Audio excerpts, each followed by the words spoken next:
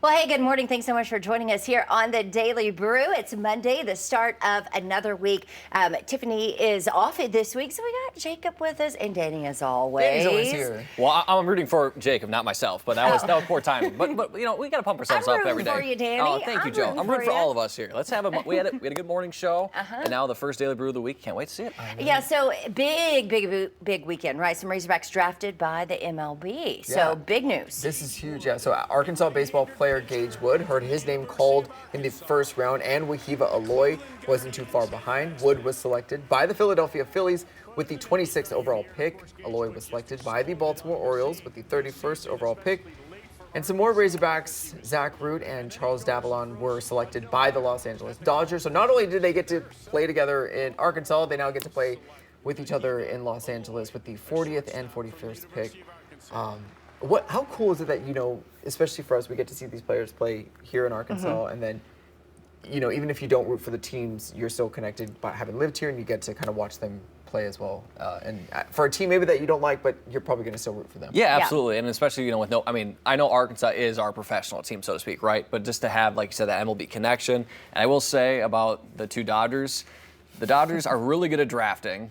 They know their stuff, but if you're drafted by the Dodgers, you must be pretty darn good. I mean, obviously, Aloy and Gage are also really good as well. Obviously, Gage threw a no-hitter, and Aloy was the Golden Spikes Award winner. But you're drafted by the Dodgers, and the Phillies is a good team as well. So I was going to say, they're drafted by some good clubs, and the Orioles are up and coming. So they should all be for good teams for the long time coming. And especially since they're all coming out of college and early picks, we might see them in the pros sooner rather than later. And then the MLB draft continues, this morning? Yes. So you think there'll be more absolutely. Razorbacks, or is that... I think there'll be more. I don't necessarily know, how many will be picked, but with the talented of a team as this was, and there's, 20 rounds, a lot of players do get drafted. Now, unfortunately, with how deep the MLB is, it is really hard to get to the pros because there's so many levels too. You've got, the independent leagues, you've got, the rookie leagues, you have low A, single A, double A, triple A, and then the pros, and you have all of these teams, 30 teams, all these club teams. So it is hard to get there, but I was going to say, you never know, and with so many rounds, some Razorbacks we've drafted, and hopefully they'll make it to the show one day. Yeah, that'd be cool. All right, so let's talk about Uno. Have you heard that word in a while? Uno? I bet you know it, right? Yep. You know how to play it. Well, a social club themed around Uno is coming soon to the Palms Casino Resort in Las Vegas, okay? So it's a pretty popular card game, and then I guess eventually they're going to try to launch these social clubs around the U.S., So Uno coming to the casinos. I would love for this to happen. Look, we were talking about this a little bit earlier. Uno has caused a lot of fights in my household. I mean, it gets very competitive. We love Uno. It's a simple game. Everybody can play it. Everybody can learn it. But it's the simplest games that can get everyone the most frustrated, especially when you What are you guys fighting about? What could you fight about over Uno? The draw fours are the worst. The added draw twos, right? And then everyone's like, well, if you can add the draw twos up, why can't you add the draw fours up? It's like, well, those aren't the rules. It's the twos can add on to each other.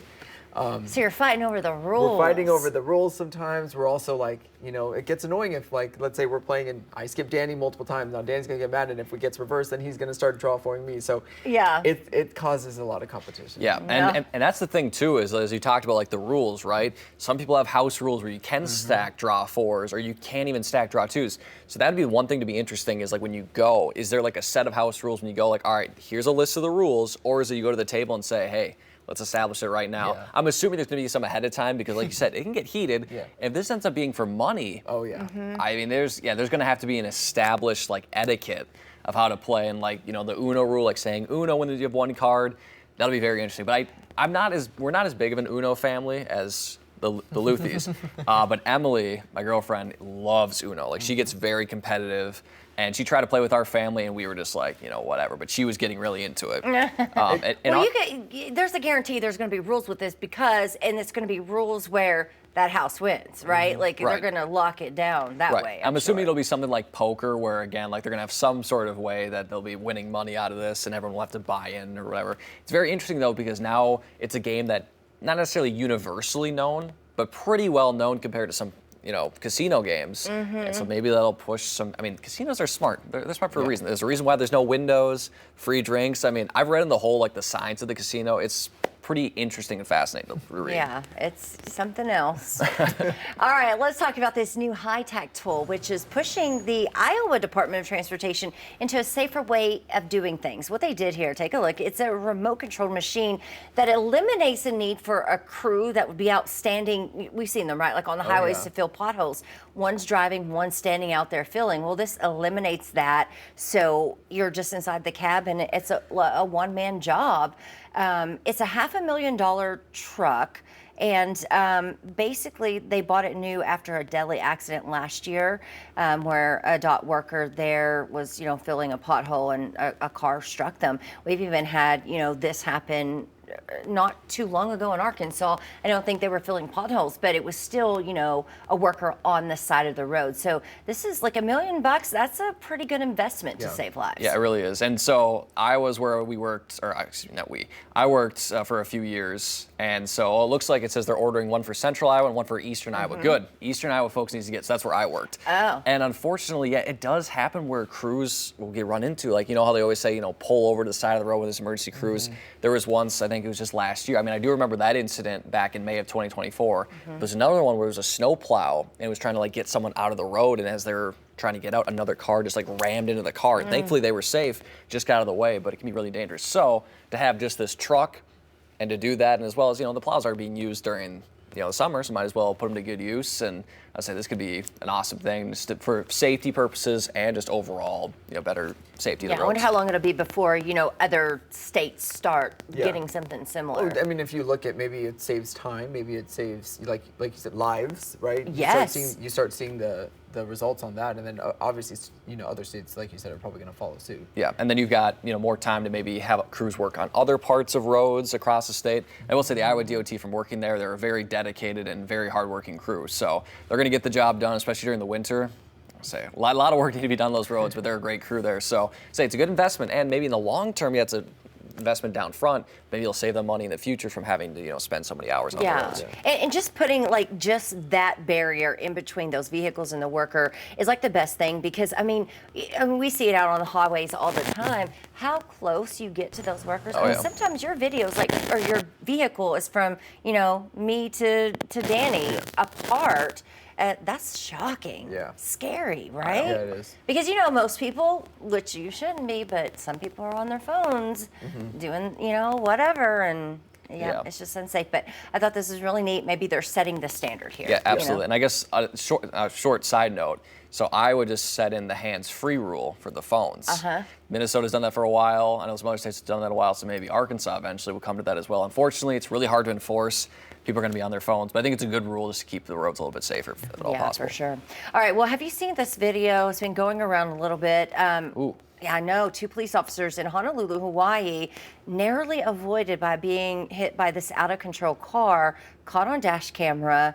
The police department released the footage showing the moment where those officers were scrambling away on the freeway there. Another freeway. The car collided after that, though, with a marked police vehicle before coming to a halt. No one was injured, which is the best thing.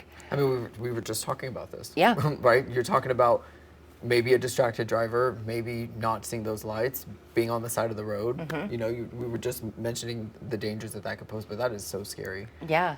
And, nothing in between those officers, if that could have been deadly right there. And it's just, you watch that video and it's just the mindset. One chooses to go the other chooses to go the other way. Luckily, they both seemed to jump. One jumped over the barrier. It looks like the other was able to take cover behind their car. But human instinct kicks in. You're just fighting for survival. It's just, that's it. Like I said, on another discussion, were they on their, don't want to speculate, but could have been distracted. And again, the best part is no one was hurt. Yeah, definitely so. All right, so let's lighten it up a little bit here. Michael Jordan's former Illinois mansion can now be rented on Airbnb, but it's going to cost you, right? Just a little bit. As you'd expect, right? Right. You have to have $25,000 of a security deposit up front first. So there's that. But if you got the money, it might be worth it. Take a look at it, right? I mean, it is gorgeous. But unfortunately, I don't mean to steal a thunder, Joe, but it looks like you can't host parties. Right. Why else would you go there?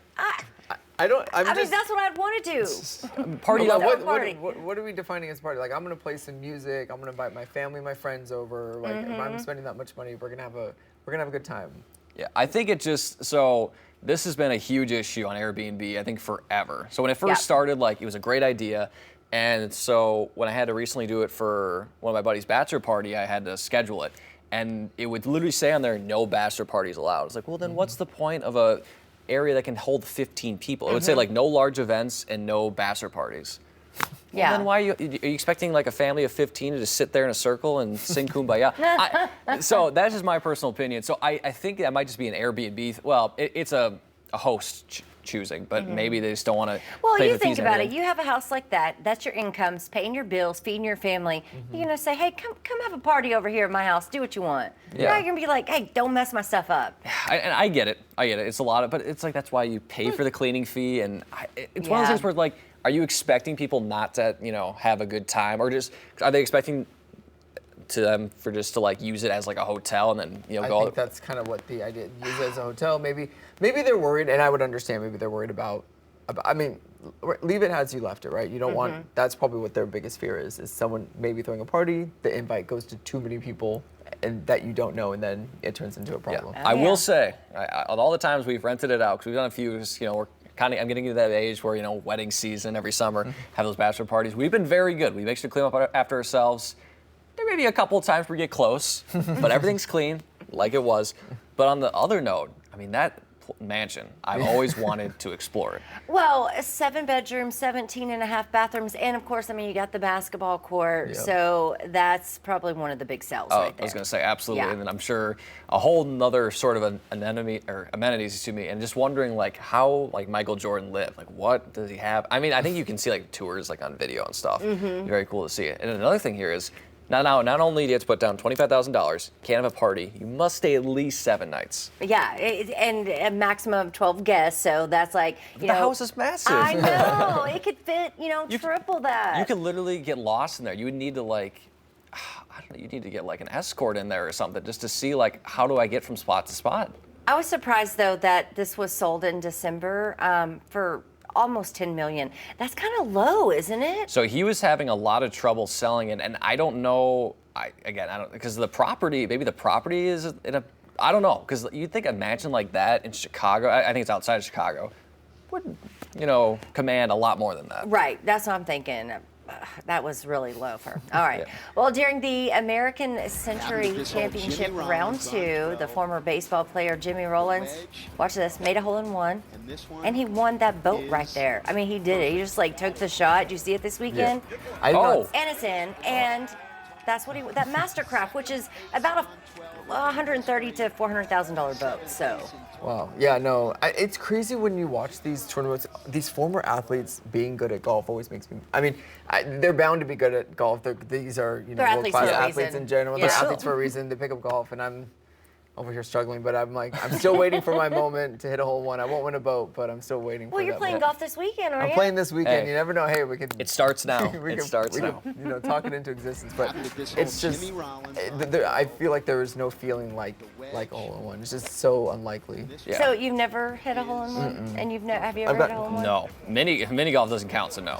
Oh, okay. I thought we were counting mini. Well, if you're counting mini golf, sure. But and also, as Jacob mentioned, I mean, these professional athletes, they're just so natural. They can pick up a club, a bat, a stick, anything be really good. I mean, Jimmy Rollins, he was, no slouch. He won an MVP for the majors.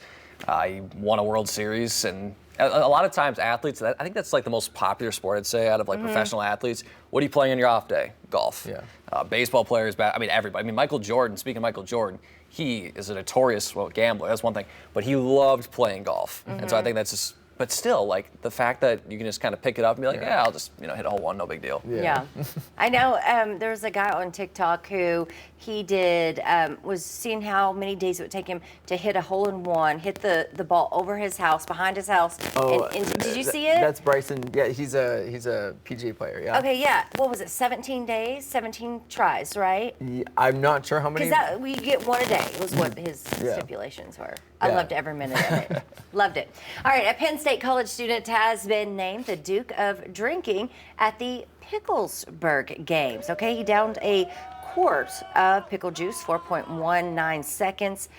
And it was for $500, some concert tickets, and a pickle trophy. I think we should, they should have had this the same day, right up. So as soon as the hot dog eating contest ends on the 4th of July, they should do that and then clear out and then bring these people in and then do the same thing. Well, they do have a lemonade chugging contest. Oh. I don't know if it's the same day as the hot dog eating contest. I don't know if there's any experts in the director's booth that could tell us, but I know they have it either the same day or the day before. I'm not sure. So there is kind of something similar. So maybe we had the pickle right after. So you have kind of a trifecta of events. So the guy, was like, why? The guy said he felt a little sick after, which I mean, Really? a little. Like you kind of expect something like that to happen. Yeah, but the Feel a fact, lot sick. Yeah. the fact he drank a quart in 4.1 seconds. So, and a quart's 32 ounces. So imagine you're drinking like it's not necessarily a liter, but pretty close to a liter of pickle juice in 4 seconds.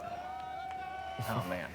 Oh my do goodness. you guys like pickles? I mean, yeah, just like anybody else would like pickles, but I'm Yes. not out there drinking the pickles. juices. Got you. Okay. I'll put on my, I'll eat them, just like straight up, or I'll put them on like my burgers and stuff. But Yeah. Yeah, the juice, no thanks. Yeah. All right, did you know that today is National Mac and Cheese Day? And I think the importance of this is because when you go out today, places are going to have like, hey, free side of mac and cheese. I think like Shalotsky's has something going on. So when you're out eating today, just keep that in mind. Maybe get you a little freebie. See if they got mac and cheese. It is considered an American food, we know that, but it has roots in Europe, including a recipe found in an Italian cookbook all the way back from the 14th century. So even back then, they loved their mac and cheese, and not with ketchup, Jacob. Jacob was telling me earlier he used to eat mac and cheese with ketchup. Everyone thought it was the craziest thing, and I thought it was the best tasting thing in the world. I thought it was so good. I think Yeah. we all know somebody that does it, so it's not necessarily like super rare, but I would say it's very. I don't know if I've ever actually tried it. I'm telling you. Wait, mac and cheese or? No, ketchup on mac and cheese. Oh, believe me, that was a staple growing up. Unfortunately, it was kind of like those faux Italiano dish. So the Italian ancestor and me probably rolling over in their grave, but it was still a staple in the Casti household growing up. Yeah. I love that. Okay, but putting ketchup on it, it's sort of like when people put ketchup on eggs. See, now I will do that. Oh. See, I think I don't that's do that's that. good. Oh. Now ketchup on steak. I'll do that. Yeah. Oh, what? Yeah, I will ruin What? an expensive steak Jacob, with then ketchup. you're just not getting a person who can cook you a steak right. Then that's No, all that is. I know a great steak, maybe some butter, right? That's all you need on top of it, or nothing. But because I like my meat well done. Okay. So I normally don't get okay. all the flavor Okay. that you would have with a rare, medium rare. Right? I like my steak well done. So it's sometimes a little drier. Right. Okay, that so makes then sense. I will have the ketchup. I was gonna say, if you had it straight off the cow, it's still mooing a little bit, and you had to put ketchup on it, then we'd have an issue. Yeah. Okay. All right, so let's talk about the weather today. It looks like a little bit more rain in the forecast. Yeah, a little bit, not as much as I think this past weekend, but still out there. So if we go kind of across the region here in northwest Arkansas, we'll see a little bit there near the Rogers area, as well as Bentonville, kind of towards Siloam Springs as well, and near the Eureka Springs area. You can see it's pretty light, maybe some brief downpours, but for the most part, pretty quiet. Over towards the River Valley, mostly in southern LaFleur County, as well as into Scott County, just south of Waldron there and south of Poto. We'll be watching, see that line kind of moving north. Some of that could be a little bit more widespread later this morning. Overall, though, for the next 7 days, rain chances will be the best today and tomorrow. And then as we get into later into the week, looks pretty dry, especially Thursday onward. That's when the heat really picks up, highs in the mid-90s for northwest Arkansas. For the River Valley, high temperatures in the mid to possibly upper 90s by this weekend. So we'll trade out the rain chances for heat at the end of this week. And we've been kind of waiting for it, that 100-degree weather. It looks like not necessarily this week, but it could be coming to an area near you pretty soon. All right, you live around here, you know what that feels like. Sometimes it's a bit unpleasant, unless you love summer. All right, hey, thanks so much for joining us here on the Daily Brew. Don't forget to join us right here tomorrow, 7 a.m. for more. See you tomorrow.